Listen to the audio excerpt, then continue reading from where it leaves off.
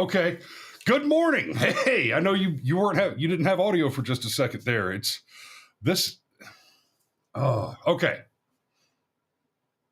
Broke my train of thought. Hey, Bear had first blood. That's what I was saying. Good morning. I had a great weekend. I hope y'all had a great weekend.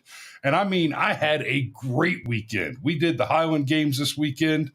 Went and hung out with the family around the RV park and in Stone Mountain. Ma and Granddad. I said, Mom, good morning, Ma. Love you.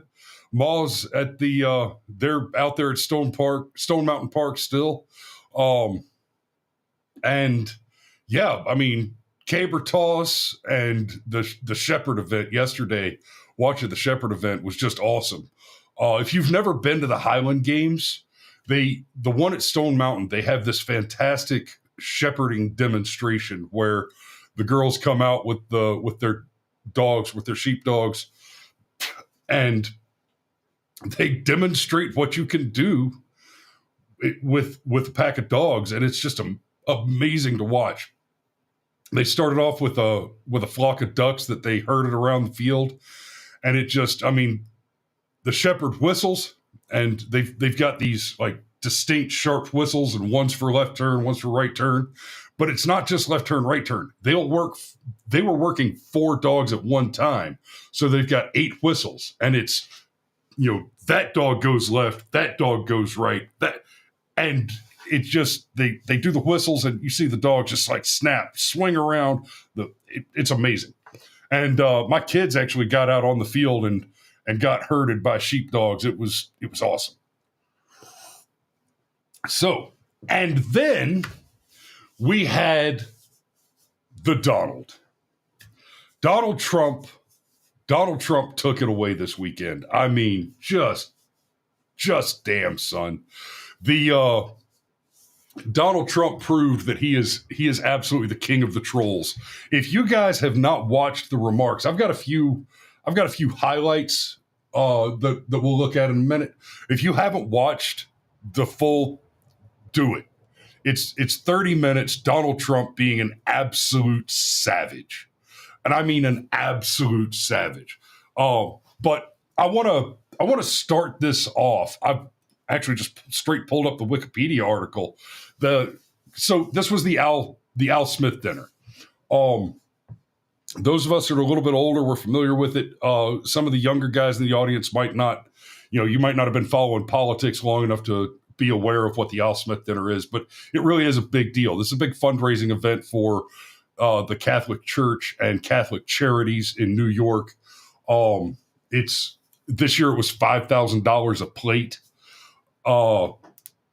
And more importantly, since Kennedy v. Nixon, it has been a tradition that the two candidates in a general election year, the two presidential candidates do a speech and they roast each other. They take jabs at each other. And when I say Trump was a savage, like, I mean, well, Tim Walz couldn't be here tonight, but don't worry, he'll say that he was. I mean, just a savage. So I'll just read straight from the Wikipedia for you guys. The Alfred E. Smith Memorial Foundation Dinner, commonly known as the Al Smith Dinner, is an annual white tie dinner in New York City to raise funds for Catholic charities supporting children of various needs in the Archdiocese of New York. It's held at the Waldorf Astoria. It's a big deal, big fundraising event, and the Democrats have been kind of lukewarm on it. So, like Trump even pointed out, hey, this is the Al Smith dinner in New York City. Looking around, there's millionaires and billionaires in here, most of whom are New York Catholics or New York Jews. So you'd think this would be a slam dunk for the Democrats, which, by the way, is insane. Because for decades now, the Democrat Party has had a contentious relationship with the Catholics because Catholics are Christians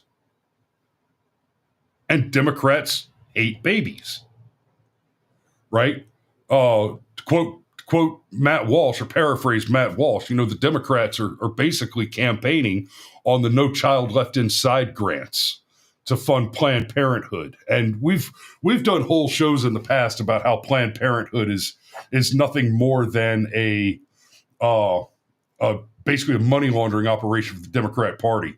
The babies go in, they don't come out, and campaign funds get, so the government pays for abortions, and then the abortionists pay for the government. That's what the Democrat Party is. So Kamala Harris chose to skip the dinner. Now, it's important to note, okay, so Bush and I think it was Bush and Obama that missed the dinner because there was a debate the same night. But so there's been once or twice in the past 40 years that both candidates have missed the dinner for scheduling conflict with other campaign events. But the last time one candidate skipped the dinner was Mondale.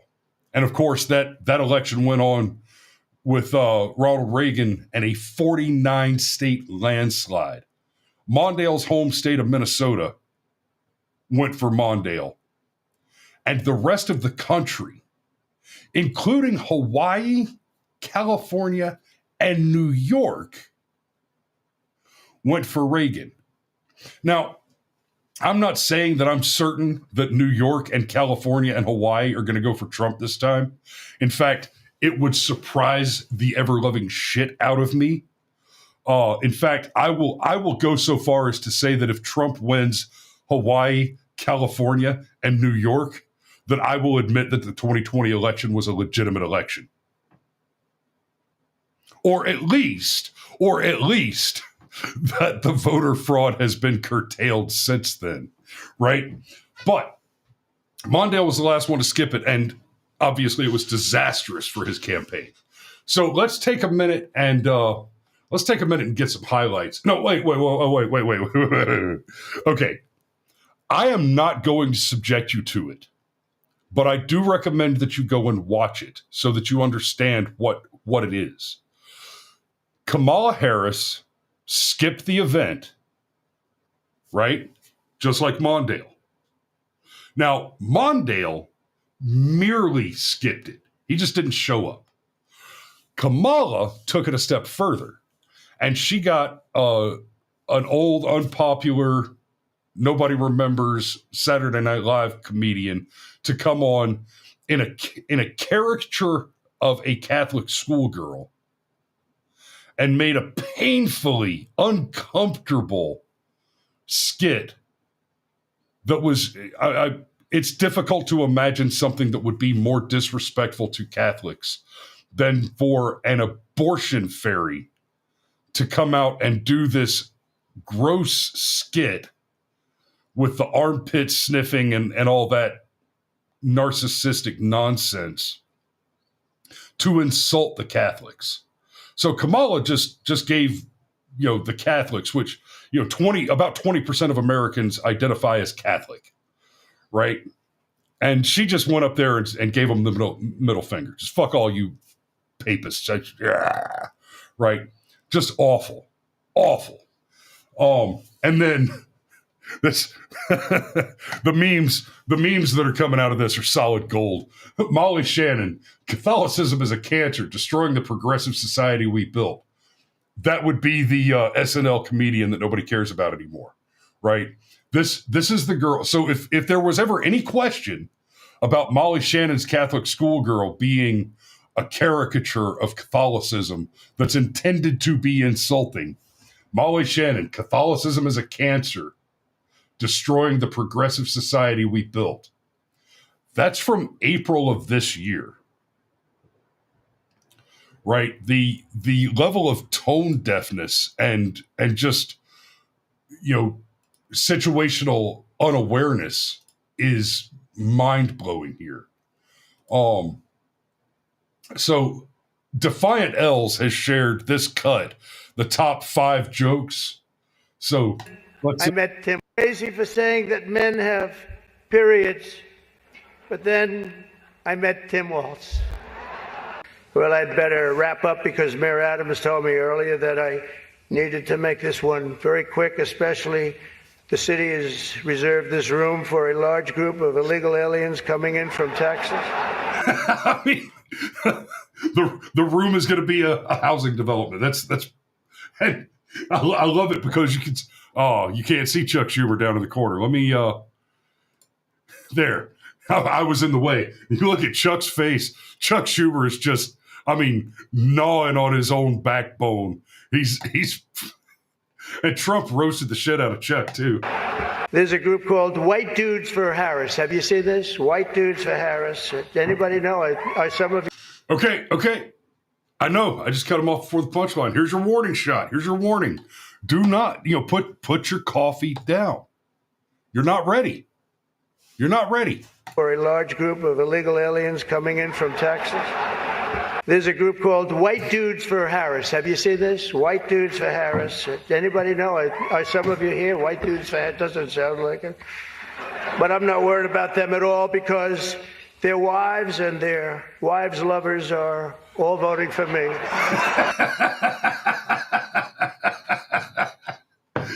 And there's Schumer in the corner again, like, yeah, that's right. I'm voting for Trump because that's what my girlfriend tells me her husband doesn't want. A major issue in this race is child care, and Kamala has put forward a concept of a plan. A lot of people don't like it. The only piece of advice I would have for her in the event that she wins would be not to let her husband, Doug, anywhere near the nannies. Just keep them away. That's a nasty one. Chuck Schumer is here looking very glum. This coffee down. It looks glum. But look on the bright side, Chuck, considering how woke your party has become. If Kamala loses, you still have a chance to become the first woman president. And they said that one was number 1, but y'all, he goes on after that. This may have been my favorite moment. Right before he tells the joke about him turning the Waldorf Astoria into a migrant camp, he says, and Bill de Blasio's here, Mayor Bill de Blasio, worst mayor ever, worst mayor New York ever had. That's not even comedy. I don't give a shit. He was a terrible mayor. And I was just rolling at that one. Absolute masterful. And I've got this other one pulled up. What was it? Oh, yeah. Most recently, Jim has been playing Tim Waltz on Saturday Night Live. And that'll be a very short gig, I hope, Jim. But it was fun while it lasted. That's Jim Gaffigan right there. Let's see how that lasts. On the far right. It better be quick. We don't want him, and I'm not going to say anymore. But unfortunately, Governor Waltz isn't here himself, but don't worry, he'll say that he was. He's going to say he was. I mean, just savage. Just an absolute savage. And so Donald Trump went on after this. And, well, okay, no, but before I say that, I've got this article pulled up. This is an old CNN article. The Great Debate, Kennedy versus Nixon. This was the first televised presidential debate. Okay. And I bring this up. So this wasn't a debate, but the first ever televised U.S. presidential debate was Kennedy versus Nixon. And Kennedy won because he looked better on television. That's not the whole of it. That's not all of it, but that's a big piece of it. That was the beginning. That was the beginning of the kind of the populist movement, just generally. And I forget the name of the philosopher now, but there was a philosopher in the mid 1800s when, just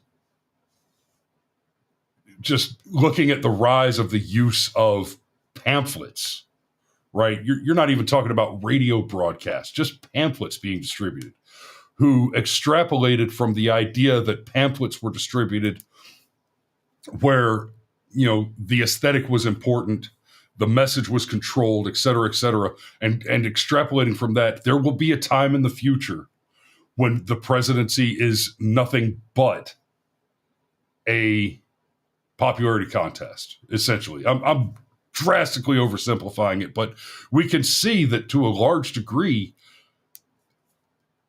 if we accept the idea that we still have elections, then that is the case. It has become a popularity contest largely, and not a contest where we're voting on policies.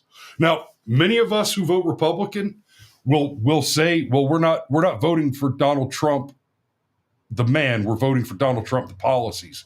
Well, let me be clear. I am voting for Donald Trump, the successful businessman, Donald Trump, the brilliant comedian, Donald Trump, the brilliant entertainer, and Donald Trump, the best foreign policy in my lifetime. And by best foreign policy, it's not hard to say, right? It's not hard to say what the best foreign policy is.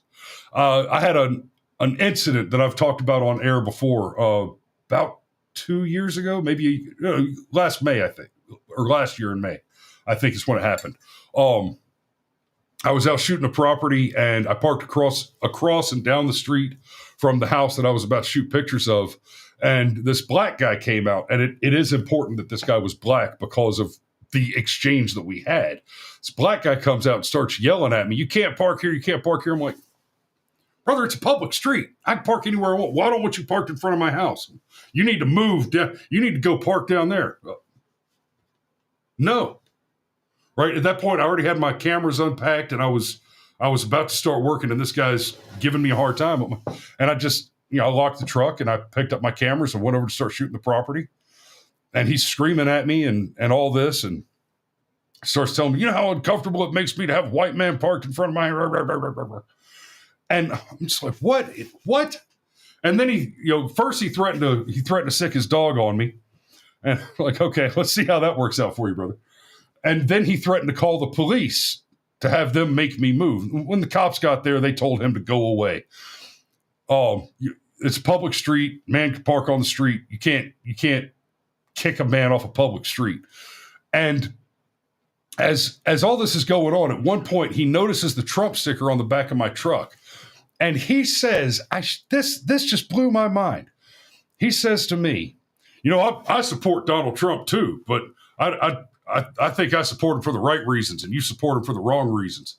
What? He said, "Yeah, you look like one of those patriot guys, one of those Proud Boy type guys.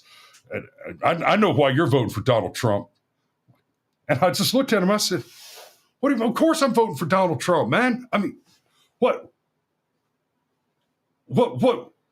Cheap world peace and cheap gas. What else do you need? World peace and cheap gas. That's it. World peace and cheap gas is global prosperity and liberty. It's that simple." "Oh, no, white supremacists." You just said you're going to vote for Donald Trump. How How psychotically racist can a black man be to assume that just because you agree with him, or to assume that you agree with him for the wrong reasons, just because you're not black? Psychotic. I bet he votes for Kamala this year. Why? Because she says she's black. Now, so the Donald has gone on now to absolutely just, I mean, I have to tip my troll hat to the man. Doff we our cardboard crowns, because the Donald has come to town. The king of trolls wields great renown. Because Kamala Harris made the mistake of saying that she worked at McDonald's. I don't usually like to use Snopes as a source because they're a bunch of commies and liars. But there are times, like when the Army started using IQ tests, and they tried so hard, because the point to the IQ test to get into the Army is to place people in jobs where they can work. And at a time when the Army needed more recruits, they had to concede that a person with an IQ below 80 cannot be meaningfully made useful. They cannot be instructed sufficiently to operate and take orders and conduct activities independently enough to be useful in combat. So when your source has to concede a point that is clearly contrary to their desired outcome, that lends credibility to that source, even if they don't normally have the credibility. Snopes. Harris claims she worked at McDonald's in college. Here's what we know. You notice they don't put the just outright false stamp on this like they would for any claim made by Donald Trump, even if that claim were that the sky is blue. Instead, the claim: in the 1980s, U.S. Vice President Kamala Harris worked at McDonald's while completing her undergraduate degree. Context. Again, this is commie-ass Snopes. Harris has made this claim repeatedly over the years, and multiple reputable news outlets have reported on the story. But aside from Harris's testimony itself, there is no evidence, such as a photo, employment record, or confirmation from a friend or family member, to independently verify the claim. Oh. So the headline should read, Kamala Harris, without evidence. They love those words. Without evidence, claims to have had a real job at some point in her life. If Snopes can't bend themselves into a pretzel to prove it, or to at least say that the statement is true, then you know there's no there. But now we've got, oh no, where'd it go? Okay, here we go. So Donald Trump comes out and says, if I work at McDonald's for just 20 minutes, it'll be more than Kamala ever did. I mean, if you're on his campaign, and I know you are certainly not, I'm not making any implication of that, but what is the logic behind? Oh, and notice what we're looking at here is MSNBC. Because I want you to hear the way these guys react to this. Let me back it up. Going to a McDonald's. Certainly not. I'm not making any implication of that. But what is the logic behind this? Going to a McDonald's? I mean, we know the guy likes Big Macs and filet of fish, and he's used the word love to describe the way he feels about the food there before. But okay, so you hear these guys they're flummoxed. They don't understand why he would do this. Because Kamala lied about working at McDonald's. This is a troll. This is a joke. He's making fun of her, and he's doing it epically, and it's brilliant. There's no logic to it. It's a stunt. He has not put forth an economic agenda He, as you know, appears to be not well, and he's engaged in some really bizarre types of activities during this campaign. So this is just another one of those stunts that he will continue on through the campaign. And I think that we need to really focus on making sure that he is not elected, of course, because he is a threat to our democracy, but also. You hear that? I mean, oh, it's a stunt. It's meaningless. There's no logic to it. He's a threat to our democracy. Oh, and he's not well. Like these people. I mean, yeah. Unverified Bear says they literally don't understand human. Yeah, it's Democrats have never met a human being before. Kind of like you've seen the white dudes for Harris and the those. Be a man, vote for a woman. Wow, you've never met a man before, have you? It's psychotic. But like I said, I doff my crown. The King of Trolls reigns supreme. Just brilliant, and the optics from where you guys saw the thumbnail here. Let me see if I can. Yeah. There you go. No, damn it. That's the wrong button. I don't even know how to do it. I'm trying to hide my camera for a second.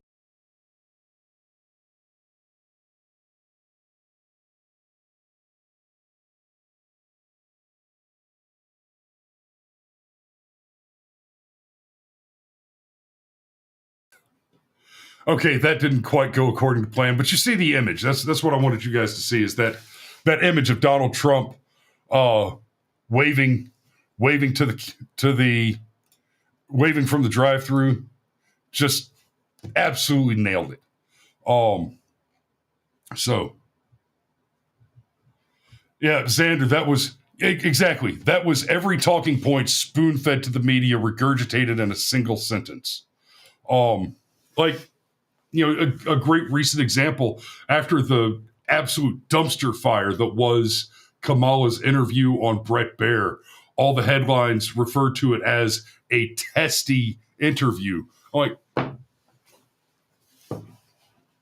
you want me to believe that a dozen journalists independently decided to use the word testy to describe the interview?